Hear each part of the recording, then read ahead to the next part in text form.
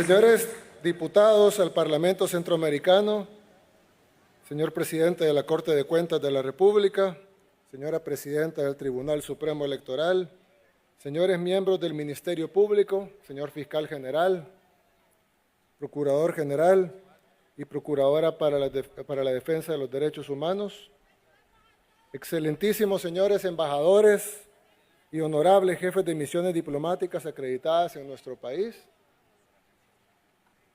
señor presidente del Consejo Nacional de la Judicatura, señores miembros del Gabinete de Gobierno, honorables representantes de organismos internacionales, mi querida familia que me acompaña acá, invitados especiales, pueblo salvadoreño.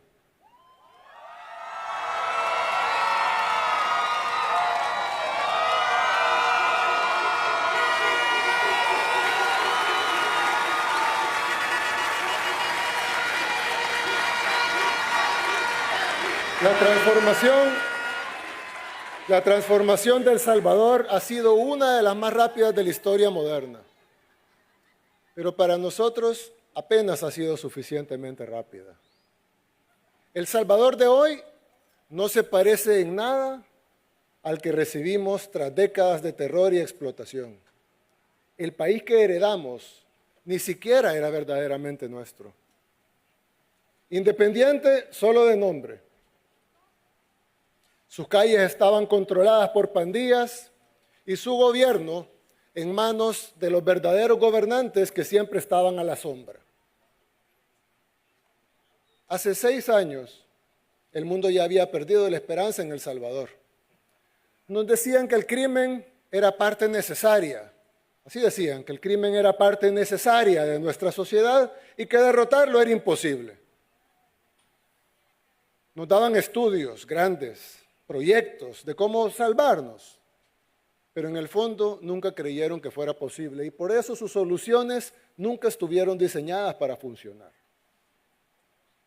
El Salvador estaba controlado por personas sin ninguna intención de ayudarnos.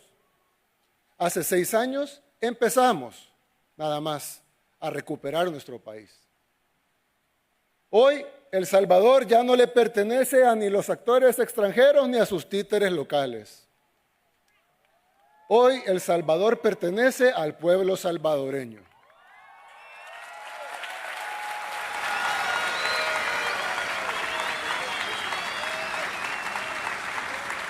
Ahora el mundo habla de El Salvador y del milagro que por la gracia de Dios hemos logrado. Y nuestro ejemplo ya inspira a muchas naciones del mundo. Nos tomó tiempo, nos costó sacrificios, requirió paciencia y confianza. Ya logramos lo imposible, pero nuestro trabajo apenas comienza.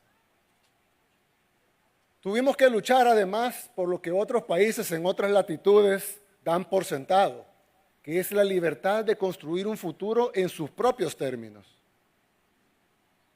Lo que estamos a punto de construir en El Salvador solo es posible gracias a que lo que hemos logrado en estos años y lo que lograremos de ahora en adelante. Solo será posible con la misma fe y con la misma perseverancia que nos trajo hasta acá. Hemos vencido a la pesadilla que nos aterrorizaba. Ahora vamos a construir el país que soñamos. Nos tomó tiempo, nos costó sacrificios, requirió paciencia y confianza. Nuestra nación es joven. Aún así, si tomamos esos 200 años de nuestra joven historia, la transformación que hemos alcanzado ha sido una fracción insignificante de esa historia. 200 años versus 6. Y de esos 6 años, si tomamos en cuenta que tuvimos una asamblea totalmente en contra de todo y que el poder real de nuestro país y las cortes y los jueces y los magistrados nos bloqueaban de la manera más perversa posible, realmente han sido 4 años. 4 años con el poder de cambiar las cosas. Uno de esos cambiando la estructura de nuestro país y los otros 3 venciendo a las pandillas y al crimen. Venimos de un país sistemáticamente saqueado, destruido a conciencia y con una única política pública real, el miedo. Miedo de salir de la casa, miedo de tomar el bus, miedo constante por nuestros seres queridos, pero también miedo al sistema de salud, miedo al sistema educativo, miedo al sistema económico exclusivo y voraz, miedo al sistema político y miedo en lo social. Los gobiernos eran meros administradores de ese miedo. Lo aplicaban a conciencia, lo rentabilizaban a conciencia. Recordarán cuando llegó la izquierda, rentabilizando el miedo social, el miedo económico. Algunos dicen que antes había democracia y hoy ya no. Han leído eso por ahí, ¿verdad? Que antes había democracia en El Salvador y que ahora ya no. Pero lo cierto es que antes solo se podía elegir entre la opción mala o la peor. La democracia, que algunos dicen que extrañan tanto, era la democracia del miedo. Los ricos tenían menos miedo que los pobres, pero nadie se escapaba. Todos tenían miedo. Y si alguien no lo vivió en nuestro país, puede venir acá y preguntarle a quien quiera. El que diga lo contrario, el que diga que no es así, es porque ese modelo era su fuente de ingresos y su estilo de vida. En otras palabras, los que vivían del crimen. Nadie más puede anhelar esos tiempos. Nadie más. Es imposible que un ser humano que sepa lo que pasó acá anhele eso. Los únicos son los que no conocen, los que no viven acá y no saben qué es lo que sucedió acá, o los que vivían de eso. Su institucionalidad, porque oyen eso bastante, ¿no? La institucionalidad era dejar que violaran a nuestras mujeres, que masacraran a nuestros hijos, que extorsionaran a nuestros emprendedores. Esa era la institucionalidad. Su transparencia era dejar que mataran a miles, decenas de miles de salvadoreños y otras decenas de miles de víctimas que disfrazaban como desaparecidos. Algunos dicen que las pandillas dejaron 120,000 muertos en El Salvador. Pero si revisamos las cifras de desaparecidos en aquellos entonces versus las cifras de desaparecidos ahora, nos daremos cuenta que la diferencia es tan abismal que realmente un 90% de esos desaparecidos eran homicidios disfrazados. Y que la cifra real de homicidios es de arriba de 200,000 salvadoreños asesinados por las pandillas. 200,000 salvadoreños que deberían estar acá con nosotros, pero que sus vidas fueron truncadas por la falsa paz que nos vendieron. Porque todo se va uniendo, la transparencia, la institucionalidad, la paz, la democracia. La democracia era tener hospitales de lámina podrida, sin mantenimiento, pero preservaban la memoria histórica. O diseñar, no tener, diseñar escuelas con paredes de lámina, piso de tierra y techo de ramas, y llamarle a eso inversión en educación. Justo hace unos días estaba viendo el índice de democracia de The Economist. No sé si vieron cómo The Economist, un medio internacional, ha pasado todo el día, cada 3 horas, publicando artículos sobre El Salvador, bien preocupados por El Salvador. Pues ellos publicaron el índice de democracia del mundo, ¿verdad? Y pusieron todos los países del mundo con calificaciones del 0 al 10. 10 es el país más democrático y 0 el menos democrático. A mí me pareció curioso que fueran monarquías hereditarias las más democráticas, según ese índice de The Economist. Yo no tengo ningún problema con las monarquías, ninguno. Al contrario, respetamos la decisión soberana de cada pueblo que decide tener una monarquía. Aquí en el cuerpo diplomático tenemos esta noche representantes de países, amigos, que tienen monarquías. Nosotros somos respetuosos de la autodeterminación de los pueblos. Es más, hace un año tuvimos de invitado de honor al rey de España, quien es un caballero en todo el sentido de la palabra. Para los que lo conocen no me dejarán mentir. En nuestra toma de posesión No tenemos ni un solo problema con ellos, al contrario, los respetamos y reconocemos su derecho a la autodeterminación de tener una monarquía. Pero me pareció curioso que países como el nuestro aparecen con nota baja cuando nosotros elegimos a nuestro jefe de Estado en elecciones libres. El Parlamento se elige en elecciones libres. Y aún así, nuestra calificación es baja. Y los países que eligen a sus jefes de Estado por herencia tienen más puntaje que los países que elegimos a nuestros jefes de Estado por elecciones libres.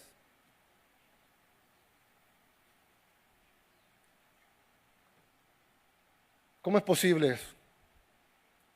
Una cosa es que tengan mayor bienestar, otra cosa es que tengan mejor calidad de vida. Si fuera un índice de calidad de vida, un índice de bienestar, un índice de desarrollo, está bien que estén muy por encima de nosotros, pero ¿de democracia?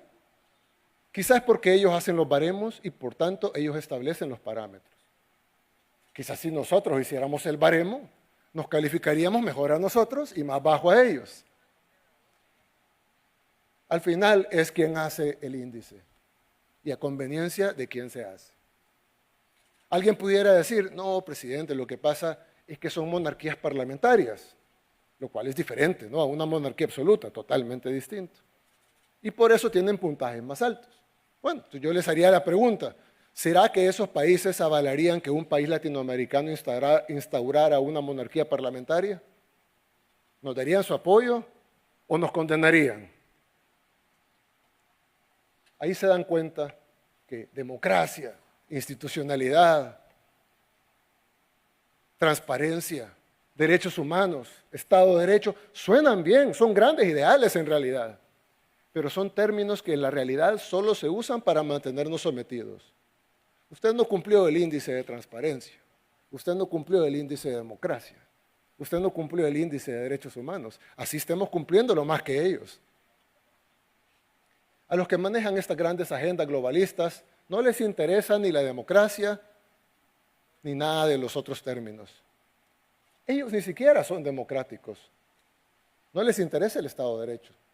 No les interesan los derechos humanos ni la transparencia. Pero sí les interesa instrumentalizar esos términos. Les interesa que nuestros países vivan de acuerdo a sus reglas, reglas que además ellos no siguen. Un país monárquico, con alto índice de democracia. Les podría creer, como les dije, mejor calidad de vida, más desarrollo, más bienestar, etcétera, pero no más democracia. Lo que pasa es que las definiciones se adaptan dependiendo de quién se está hablando.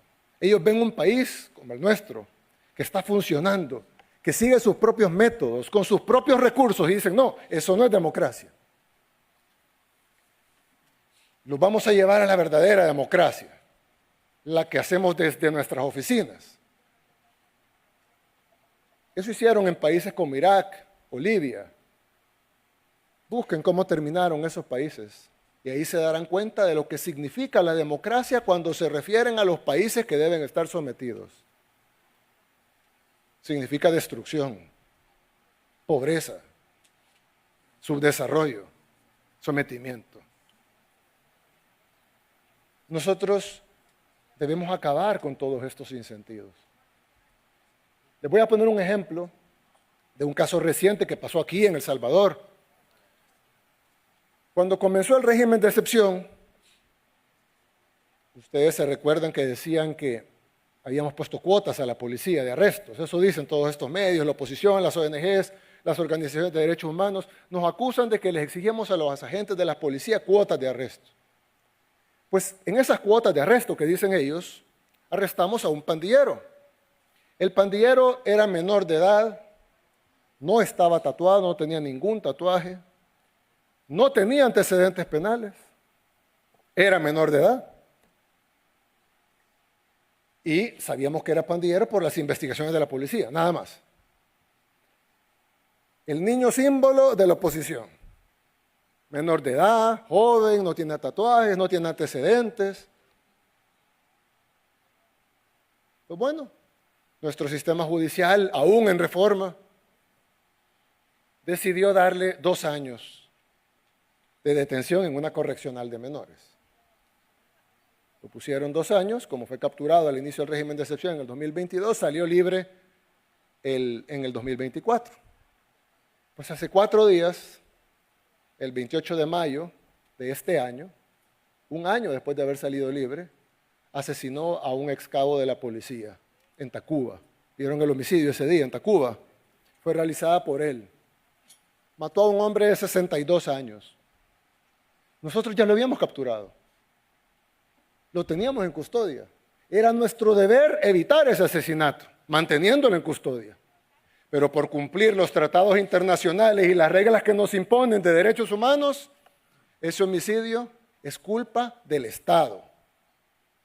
Porque nosotros debimos haber garantizado que ese pandillero se pudriera en la cárcel.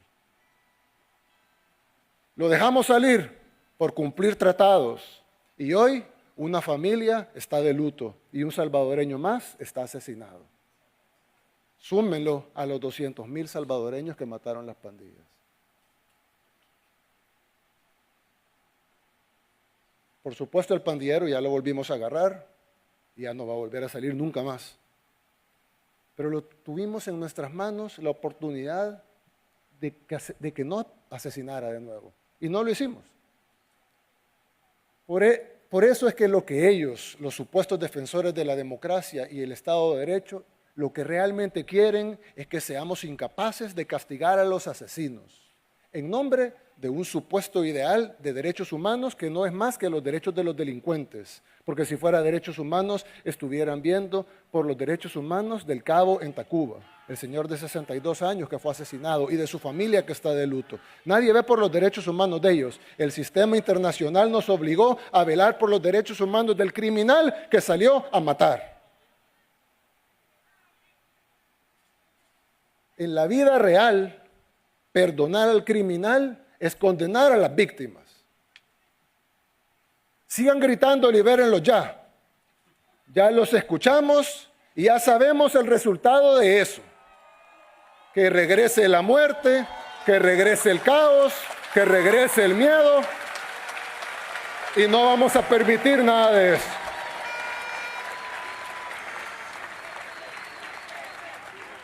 Así que no los vamos a liberar ya ni nunca.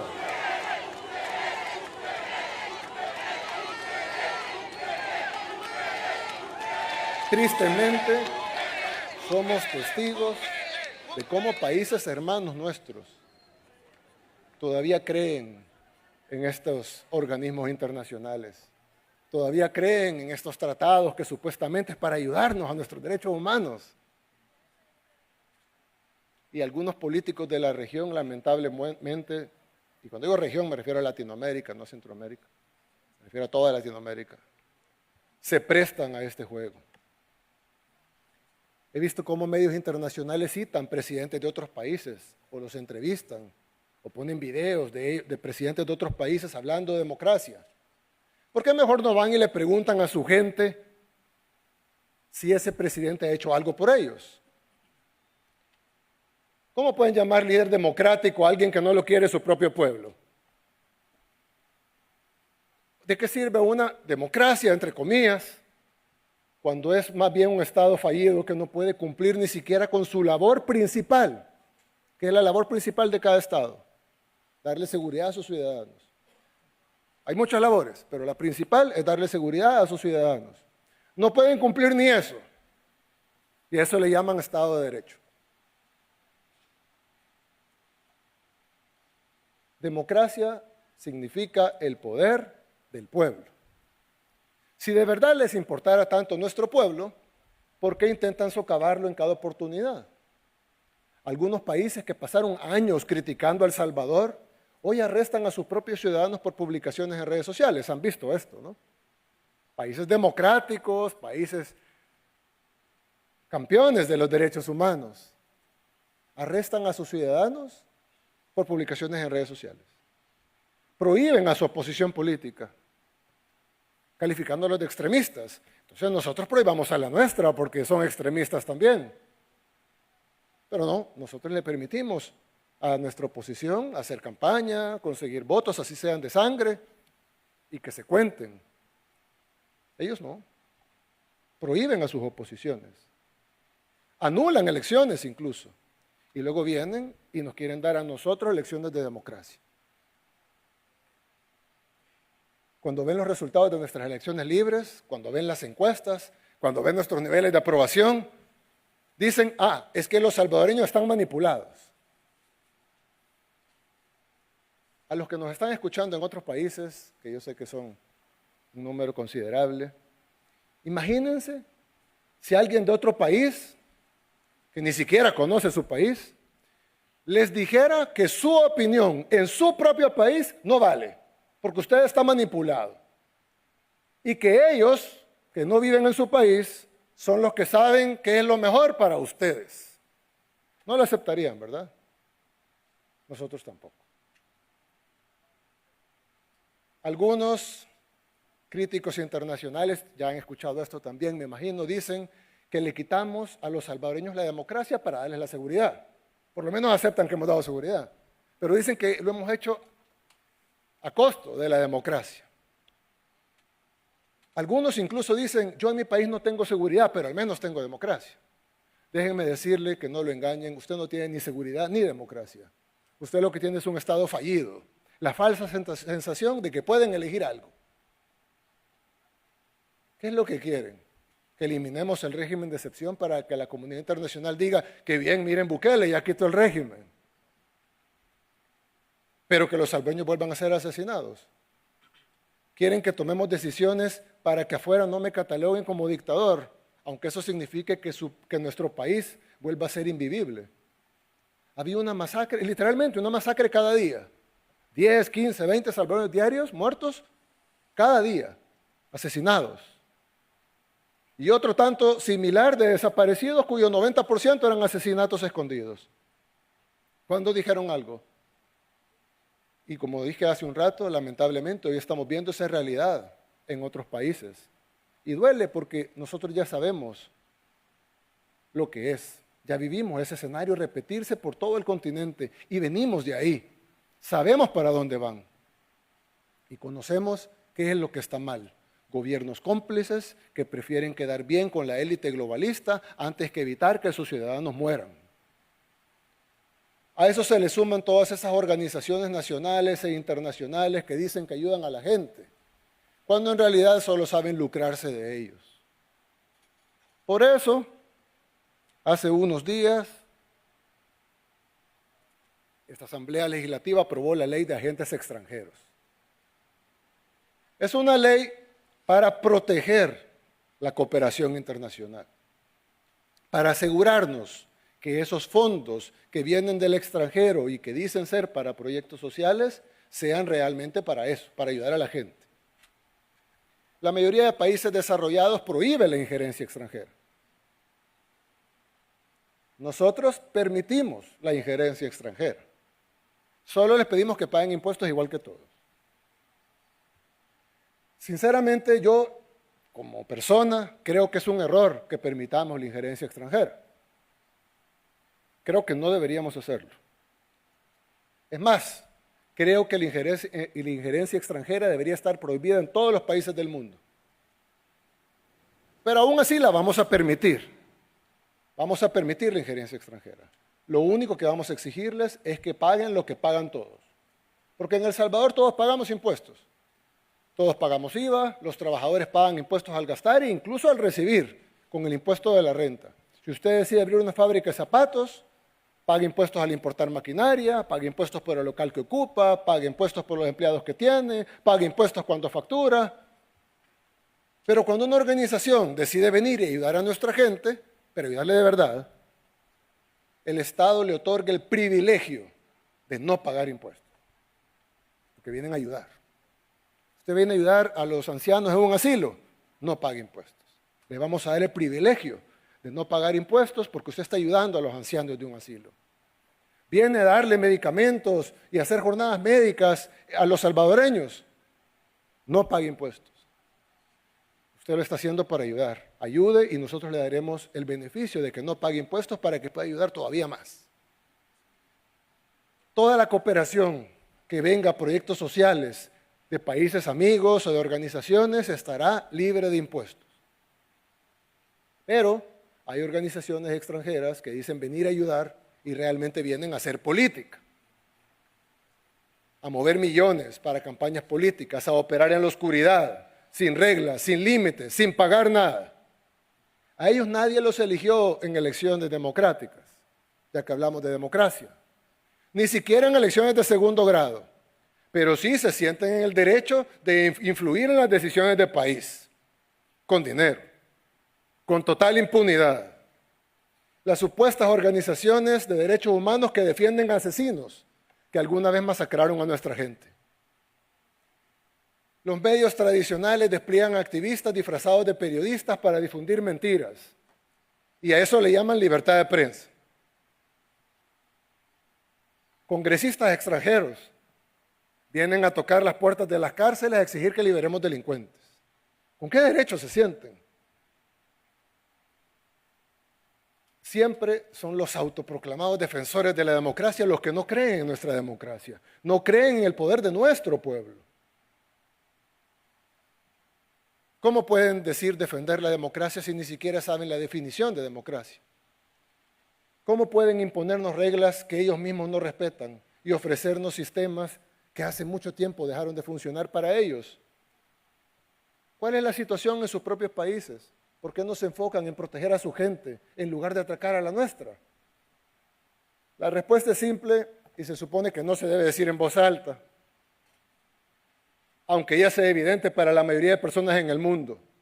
Las fuerzas externas que ejercen su poder encubierto sobre países como El Salvador no están interesadas en el bienestar de nuestros pueblos. Su objetivo es generar inestabilidad, porque la inestabilidad mantiene a nuestras naciones dependientes de ellos. Los países del tercer mundo están destinados a seguir siendo del tercer mundo, no están destinados a mejorar. Y cuando un país como el nuestro decide mejorar, entonces está violando las reglas del sistema internacional. En El Salvador, además, ya vivimos esa falsa democracia durante décadas. Ya hicimos lo que ustedes decían que había que hacer, ya seguimos sus consejos y nos dejó más pobres, más enfermos, más subdesarrollados y más inseguros y más saqueados. A eso no vamos a volver.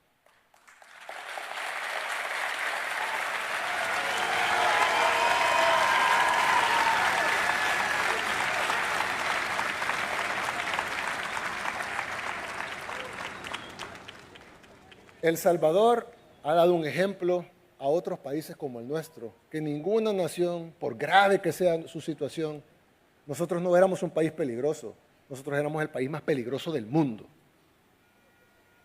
No hay ninguna situación, por grave que sea, que obligue a una nación a resignarse al sufrimiento eterno. Ese ejemplo debería ser motivo de celebración, pero no.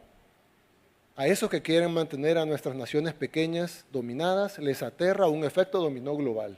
Y lo dicen en sus medios. La democracia que predican es hacer todo lo posible para imponer el mensaje de que no se puede salir adelante. Mientras hablamos ahorita, y hoy todo el día y ayer, hay un ataque coordinado en marcha. Medios tradicionales, internacionales y locales, ONGs, organizaciones de derechos humanos, instituciones internacionales, todos orquestados, al unísono, golpeando con los mismos temas. Pero los años de engaño ya les pasaron factura a ellos y la gente ya no les cree nada. Ellos tienen palabras elegantes, rimbombantes, como diríamos los salvadoreños, pero nosotros tenemos las pruebas. Cuando dejamos de tomar esa medicina envenenada de los poderes extranjeros y comenzamos nuestra propia terapia, empezamos a sanar. La ley de agentes extranjeros garantiza que quienes quieran venir a ayudar de verdad a nuestra gente mantengan el gran privilegio de no pagar impuestos como si pagamos todos los demás.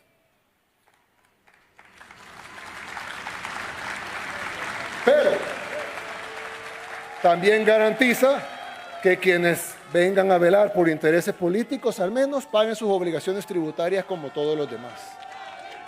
Y ojo, no insisto, no estamos prohibiéndoles que lo hagan, No estamos prohibiéndoles que se metan en política, no estamos prohibiéndoles que traigan sus agendas, no estamos prohibiéndoles que tengan injerencia en nuestro país, simplemente estamos pidiendo que se anoten y que paguen impuestos como cualquier empresa de cualquier cosa. Y además de pagar impuestos, les decimos tengan decencia y dejen de mentirle descaradamente al pueblo salvadoreño. Solo miren algunas de las mentiras que están diciendo con el apoyo y patrocinio de organizaciones extranjeras y amplificadas por supuestos periodistas y medios independientes. Y luego Open Society. Pese a los resultados extraordinarios, han mentido todo lo que han querido sobre nuestras medidas de seguridad. Nos han llamado de todo. A mí en lo personal me han dicho dictador en todos los medios que han querido y podido. Desde los panfletos salvadoreños hasta los panfletos internacionales, los más prestigiosos. ¿Saben qué? Me tienen sin cuidado que me llamen dictador.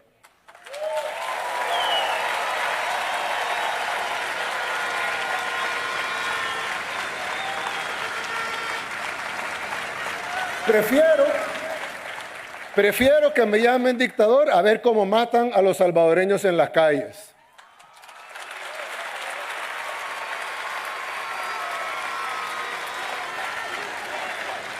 Prefiero estos momentos cuando agarro el celular y veo dictador, dictador, dictador, dictador en las noticias y no ver asesinato, asesinato, asesinato, asesinato, asesinato.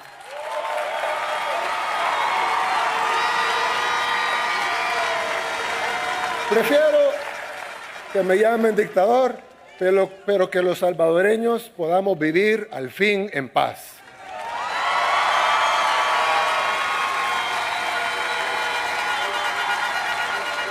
Que se queden ellos discutiendo su semántica y nosotros vamos a seguir enfocados en buscar resultados.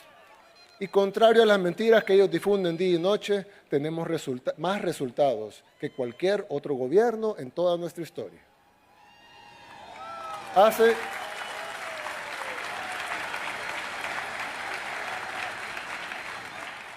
exactamente un año yo dije que este quinquenio iba a ser para trabajar en la economía. Este año ha pasado y las cosas no están como quisiéramos aún, por supuesto, solo va un año.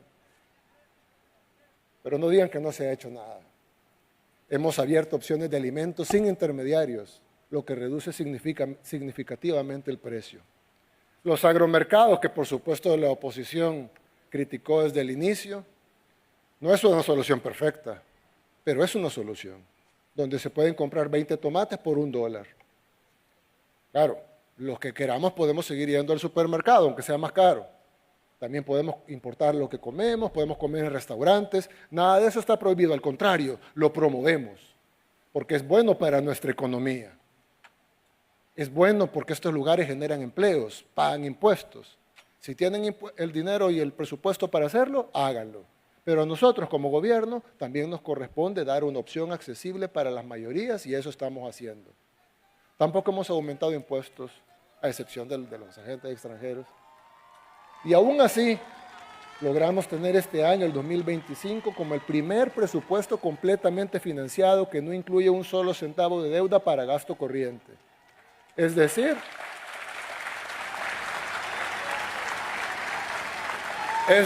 incluye la totalidad de gastos sin necesidad de financiamiento adicional.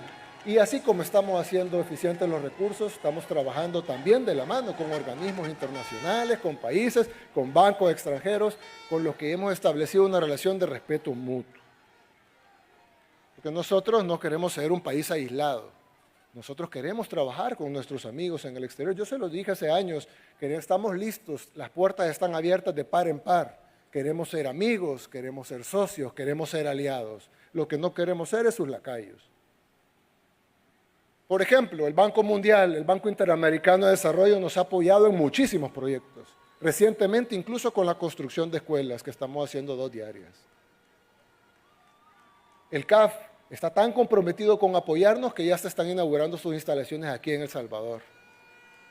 Tenemos relaciones comerciales con la mayoría de países del mundo. Es más, primero, no sé si escuchaban a la oposición decir que nos habíamos vendido a China. Se vendieron a los chinos, porque habían unas tiendas de venta de productos chinos en el centro. Se vendieron a los chinos. Y luego, cuando fuimos a la Casa Blanca a reunirnos con el presidente Trump, se vendieron a los gringos. ¿Cómo es eso? Nos vendimos a China y a Estados Unidos al mismo tiempo. Y ninguno de los dos protestó. Una de dos, o somos los mejores diplomáticos del mundo, o es mentira, no nos hemos vendido a nadie. Y más recientemente, como una prueba de que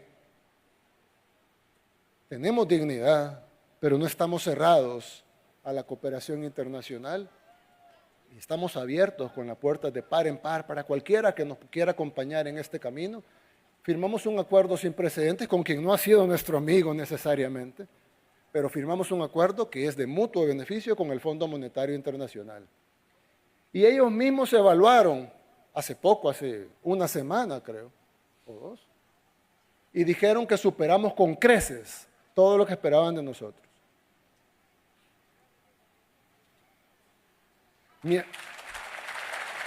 Mientras tanto,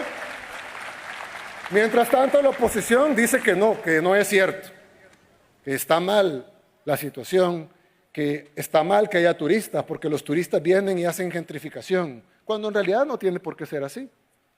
Al contrario, mientras más visitas, la tiendita vende más, el restaurante familiar crece, los jóvenes de la zona se pueden quedar porque ahora ya hay oportunidades y no tienen que emigrar a los Estados Unidos para buscar esas oportunidades en el país donde sí hay turismo.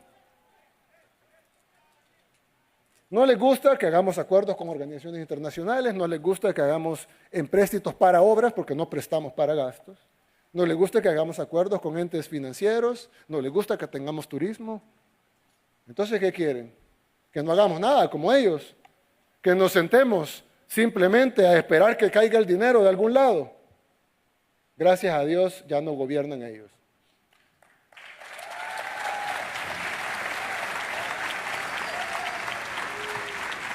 Lo mismo ocurrió con la educación. Mintieron todo lo que quisieron, dijeron que no invertiríamos en eso porque lo que queríamos es que el pueblo fuera dócil y manejable. Pero la realidad es que en el quinquenio del profesor se invirtieron promedio solo 948 millones de dólares en educación. Y en nuestro quinquenio se invirtieron 1.411 millones de dólares por año. Nadie en toda la historia de El Salvador ha invertido en educación como ha invertido este gobierno. En computadoras, en tablets para primera infancia, que mi esposa Gabriela ha coordinado hasta el software que llevan, en infraestructura, en decenas de miles de becas. Con mi amigo Alejandro Goodman tenemos un programa de decenas de miles de becas, estudios superiores para jóvenes, etcétera. Claro, si queremos comparar nuestro sistema educativo con el de Suiza, salimos perdiendo. Claro.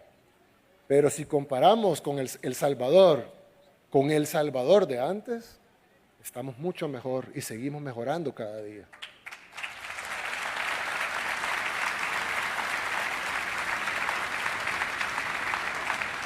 Comparemos nuestro país en la actualidad con el pasado. ¿Para qué?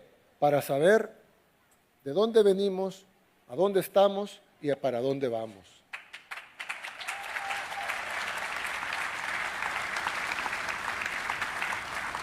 Otro ejemplo es el Hospital Rosales. Dijeron que nunca lo íbamos a hacer, que era un render, que era mentira. Hubiéramos querido entregarlo hace mucho y lastimosamente no pudimos. Pero pronto vamos a dejar un nuevo Hospital Rosales listo para servir a los salvadoreños con infraestructura de primera, pero también con equipo tecnológico moderno y todo lo necesario para atender a nuestra gente, con la calidad de cualquier hospital privado o mejor.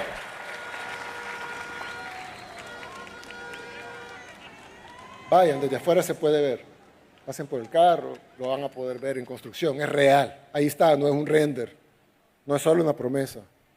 ¿Qué van a decir ahora? No lo sé, seguramente otra mentira, o van a inventar otro tema. Gracias al apoyo del despacho de la primera dama, hemos avanzado en la creación de centros de atención a la primera infancia, los CAPIs. Para los que lo han visto, son lugares hermosos de atención a la primera infancia y primero Dios, pronto, con el tiempo, paso a paso, van a ir apareciendo en cada lugar del país.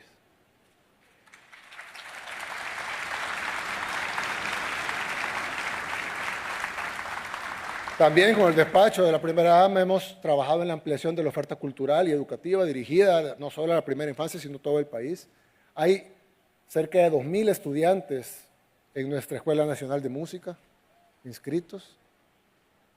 Hay más en fila, pero no tenemos más cupos. Primero Dios, vamos a abrir miles de cupos más para poder tener más jóvenes, niños y bebés incluso en la Escuela de Música, ofreciendo otros programas también de formación artística. Tenemos agrupaciones como el Ballet Nacional, el Ballet Folclórico, la Banda El Salvador, que es una realidad, fue una promesa, es una realidad también, que tiene más de 1.000 integrantes.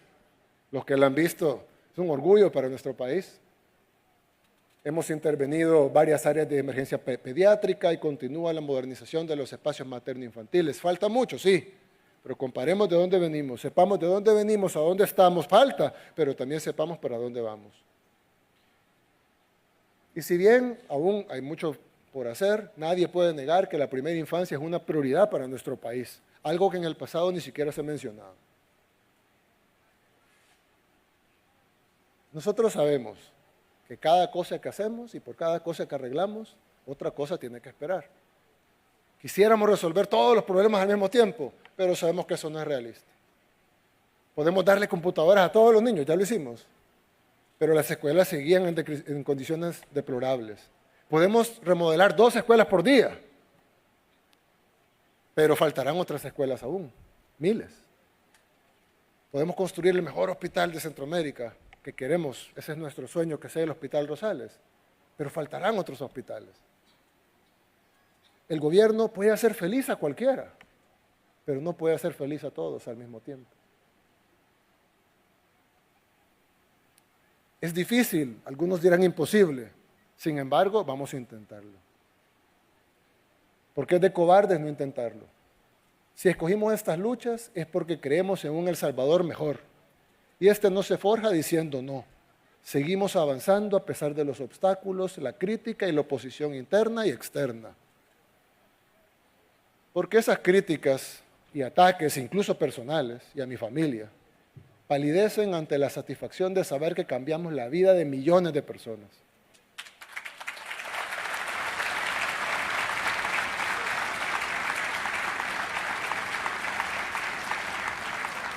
Hoy estamos viviendo una transformación profunda, pero también enfrentamos un momento delicado. Hay quienes son incapaces de aceptar el cambio e intentan manipular y cambiar la realidad. La oposición ha convertido la manipulación en su principal estrategia y el periodismo es una de sus principales armas. Digo entre comillas, porque el periodismo falso, obviamente. Que tenían reglas éticas, un método. Yo creía en eso. Yo creía que el periodista buscaba la objetividad. Por más difícil que fuera buscarla, buscaba la objetividad. Con el tiempo entendí que en la mayoría de casos eso realmente no existe. Lo que hay son agendas.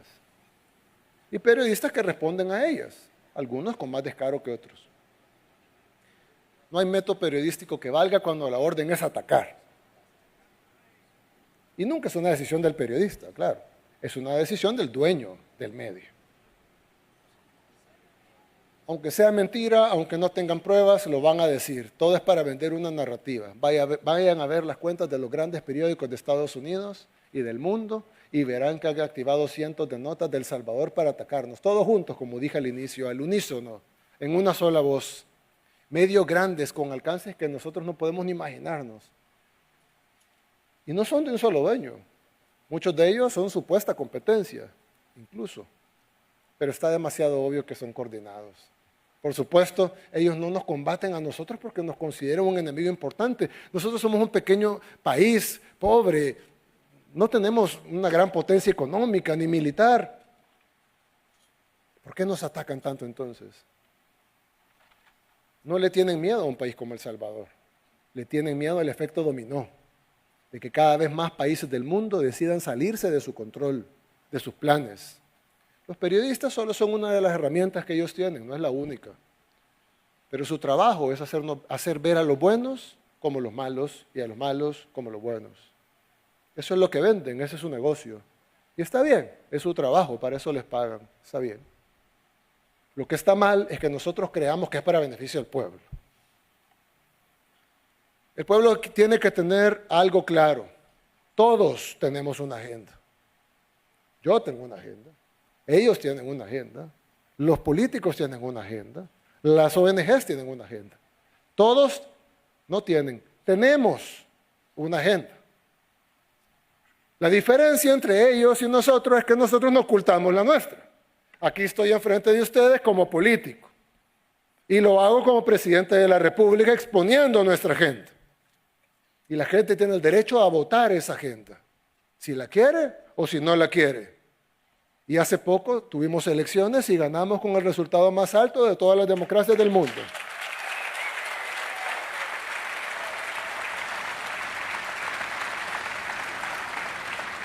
Sin embargo, muchos de ellos sí esconden su agenda. De hecho, dicen que son independientes, aunque digo Open Society abajo. Se esconden detrás de supuestas causas, tratando de proyectar y rentabilizar las necesidades del pueblo. Y reciben millones cada año para vender miseria y propagar violencia. Así como algunas ONGs se venden como defensoras de derechos humanos y en realidad se dedican al activismo político y lo hemos visto recientemente. Todas son herramientas para las agendas. Y ni los periodistas ni las ONGs herramientas de agendas están prohibidas en nuestro país. Son libres de publicar sus panfletos, son libres de decir sus mentiras. En otros países lo prohíben. Muchos países desarrollados prohíben lo que llaman desinformación. En Europa muchos países tienen prohibido en su ley la desinformación. Nosotros no. Nosotros, tal vez equivocadamente, permitimos la desinformación. Ellos son libres de hacer y publicar, pero por lo menos que lo llamen por su nombre. Si deciden hacer activismo político y negocio, que lo llamen así. Ellos no son periodistas, son activistas políticos que están haciendo negocio. Ellos no son ONGs, son activistas políticos que están haciendo negocio. Dicen que pactamos con pandillas. ¿Qué pacto es ese? ¿En serio van a pactar que atrapemos a los 70,000 pandilleros de este país? ¿Alguien puede creer que eso es real? ¿Alguien cree en eso? El mismo día que salió el reportaje les abrimos las puertas de las cárceles porque dijeron que los pandilleros los habíamos separado, que ya no estaban revueltos. Eso fue hace un par de años. Y ellos mismos dijeron, si el régimen quiere demostrar que hemos mentido, que abran las cárceles. Abrimos las cárceles a medios internacionales y todos pudieron constatar que los pandilleros estaban revueltos. Y no estaban separadas como habían dicho ellos. Estaban mezclados en ese tiempo con 2 tiempos de comida nada más y sin ni siquiera luz del sol por una ventana.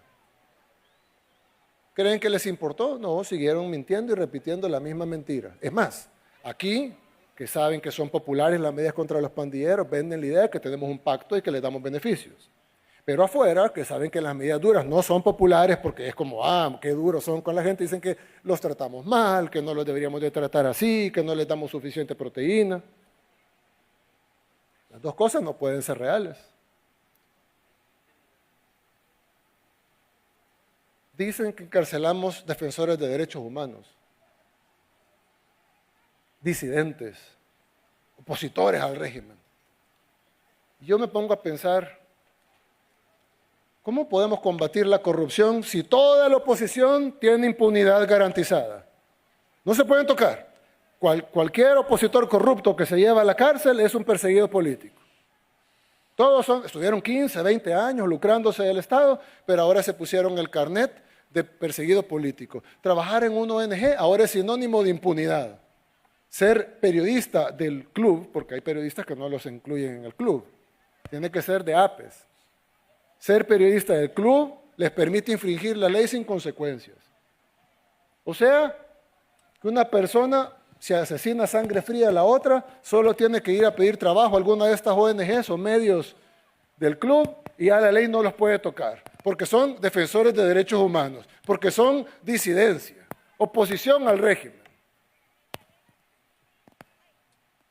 Ellos creen no solo tener el monopolio de la verdad, sino que si le paso algo a un periodista que no le pertenece al club, a ese no lo van a defender. Al contrario, se van a burlar de él. Ja, ja, ja, vieron, a pesar de que hablaba bien del régimen, te procesaron. Porque ellos no están ahí para defender causas, ni siquiera para defender gremios. Ellos están ahí para conseguir impunidad de la corrupción y del crimen para sus miembros. Ellos quieren imponer su narrativa, lo cual hacen todos los partidos políticos del mundo. Y si no me creen, piensen cuándo fue la última vez que estos medios, que supuestamente buscan la verdad, hicieron una nota criticando a la oposición. ¿Será que la oposición nunca hace o ha hecho nada malo? No lo hacen porque no está en su agenda. Todo lo que diga la oposición, incluso un criminal, sientan a un criminal y lo que diga, ni siquiera es cuestionado. Cualquier cosa que un criminal, asesino en serie diga es santa palabra. Y nada lo cuestiona. Nadie corrobora si lo que dice es verdad o mentira, mientras se apegue a la agenda, mientras se apegue a la narrativa, mientras digan lo que ellos quieren que digan. Ganan premios, incluso supuestamente prestigiosos, a costa del dolor de la gente. Pero si su negocio es la muerte, al menos digan la verdad. Digan la verdad del dolor de las mayorías. Si solo se aprovechan del dolor de la gente, eso se llama ser carroñero. Y tienen todo el derecho a ser carroñeros, pero al menos digan lo que son, carroñeros, sin hipocresías. Como siempre he creído, hay conceptos que se explican mejor con ejemplos concretos. Así que les voy a contar un ejemplo que puedo contar ahora sin afectar nuestra estrategia porque ya pasó algún tiempo. Cuando lanzamos el Plan Control Territorial en junio del 2019, dijimos que contemplaba una serie de fases, ¿se recuerdan? Y que las íbamos a ir revelando a medida fuéramos activando cada una de esas fases. ¿Qué dijeron estos periodistas? No es transparente, tiene que revelar todas las fases del plan. ¿No les parece ilógico revelarle a los criminales todas las fases del plan contra el crimen? ¿Cómo vamos a hacer público un plan que combate las pandillas en ese tiempo? ¿Se acuerda cuando pedían todos los días que publicáramos el plan? No le hicimos caso y gracias a Dios no se filtró. Porque si hubiese pasado, se imaginan la sangre que hubiera seguido corriendo. Nunca hubiéramos resuelto nuestro problema. En aras de darle la información por la bendita transparencia, no se hubiera podido vencer a las pandillas. Hubiéramos tenido que revelar todas las fases del plan. Y por supuesto entonces no hubiera funcionado. No sé si recuerdan incluso cuando inició el régimen de excepción, otro ejemplo, y empezamos a anunciar operativos. Y a veces anunciábamos los operativos después que habían sido realizados, como debe ser. Pero algunas veces anunciábamos los operativos antes de que se realizaran. Y decían en las redes, ¿por qué les están avisando a los criminales? A mí me picaban los dedos para contestarle por qué lo estábamos haciendo. Pero no se podía hacer en ese tiempo. Y le pido perdón al Gabinete de Seguridad, voy a contar una infidencia, pero bueno, ya no creo que sea tan útil. En aquellos momentos, cuando entrábamos en una comunidad, y el pueblo salvadoreño no me dejará mentir porque ellos lo vivían, cuando iniciaba el régimen de excepción, entrábamos a una comunidad y los pandilleros, en la mayoría o en muchísimas comunidades en El Salvador, al fondo hay una quebrada. Así es, muchos no me dejan mentir. Al fondo hay una quebrada, son miles de comunidades así. Y cuando entraba la policía y el ejército, los pandilleros huían por la quebrada y se iban a los matorrales. La gente, nosotros hacíamos el operativo, revisábamos casa por casa, salíamos y la gente se quejaba de que cuando se iban las fuerzas de seguridad, los pandilleros regresaban a cobrar la extorsión. Entonces la gente nos decía, quédense todo el tiempo. Pero por supuesto no nos podíamos quedar todo el tiempo en el 100% de comunidades. Entonces lo que hacíamos es que destacábamos después de los matorrales a un contingente del ejército, anunciábamos que íbamos a entrar a una comunidad, los pandilleros corrían a la quebrada y los agarrábamos en el matorral.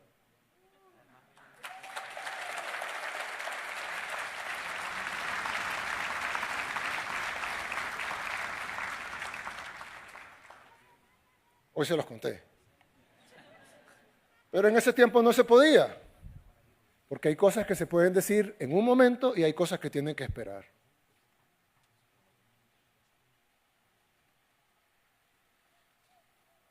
Gracias a Dios,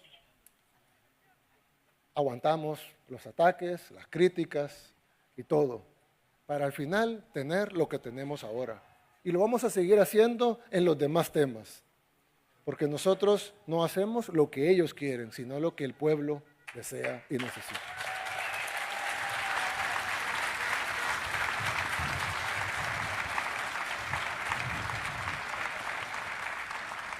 Revelar el plan control territorial antes de tiempo hubiera significado decenas de miles de muertos, hubiera sido sangre en sus manos. ¿Y qué hubieran tenido a cambio? Primero hubieran filtrado, hubieran tenido visitas, likes, dinero, grants internacionales y luego hubieran recibido premios y hubieran publicado las claves de por qué falló el plan de El Salvador. Un estudio de fulano de tal y hubiera recibido un premio. Miles de salvadoreños muertos a cambio de su premio. Ellos no pagan las consecuencias, las pagaba nuestro pueblo.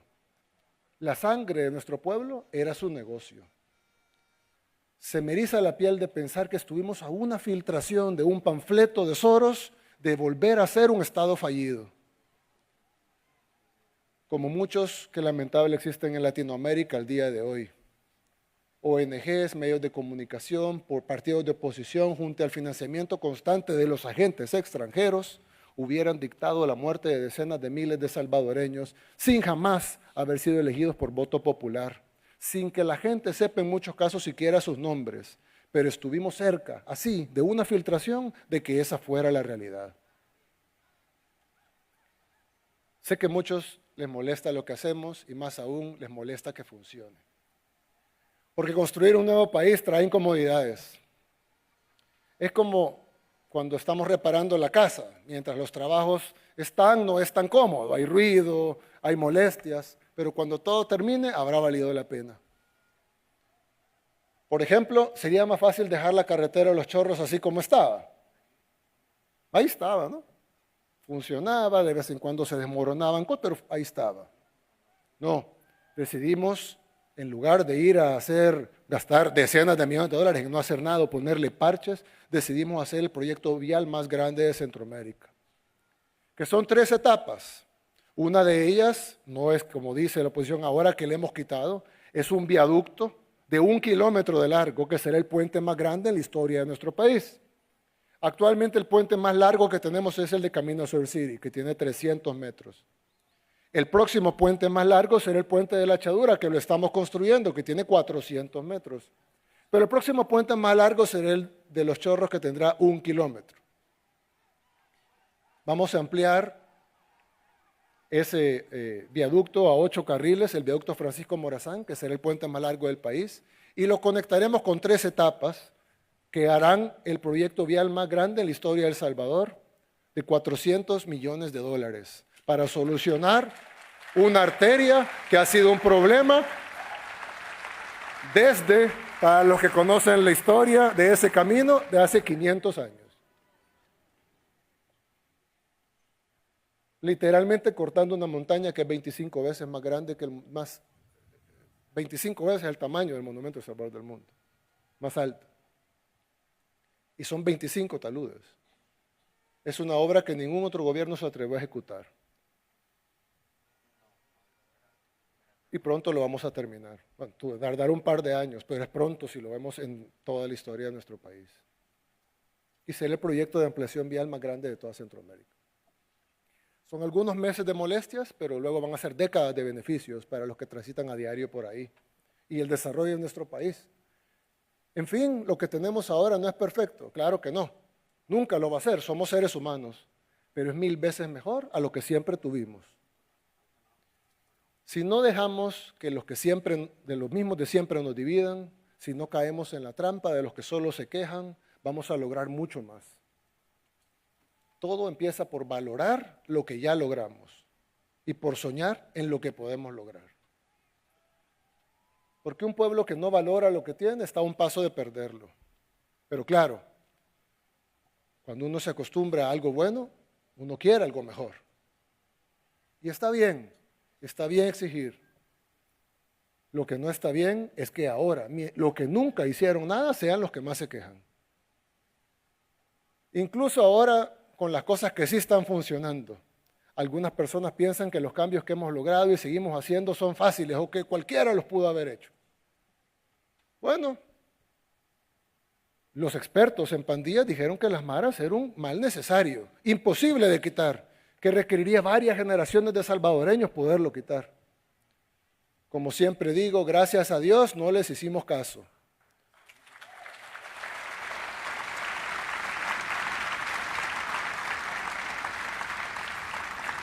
Porque ellos no intentan ayudar, intentan desordenar lo que estamos poniendo en su lugar. Se resisten a ver nuestra casa en pie. Nosotros no debemos permitir que la desinformación ni las narrativas impuestas desde afuera nos hagan retroceder. En El Salvador no competimos por la aprobación de quienes desean vernos fracasar. Lideramos con el ejemplo para los que quieran buscar inspiración, pero ante todo estamos construyendo nuestro propio futuro, en nuestro propio país, para nuestra propia gente, con nuestros propios métodos. No imponemos nuestro camino a ningún otro país del mundo, pero tampoco vamos a permitir que nadie nos arrebate la paz que tanto nos ha costado. Hemos logrado lo que nadie creía posible y apenas estamos comenzando. El camino por delante no será fácil, enfrentamos grandes desafíos. Reformar nuestro sistema educativo, modernizar nuestra salud pública, impulsar nuestra economía.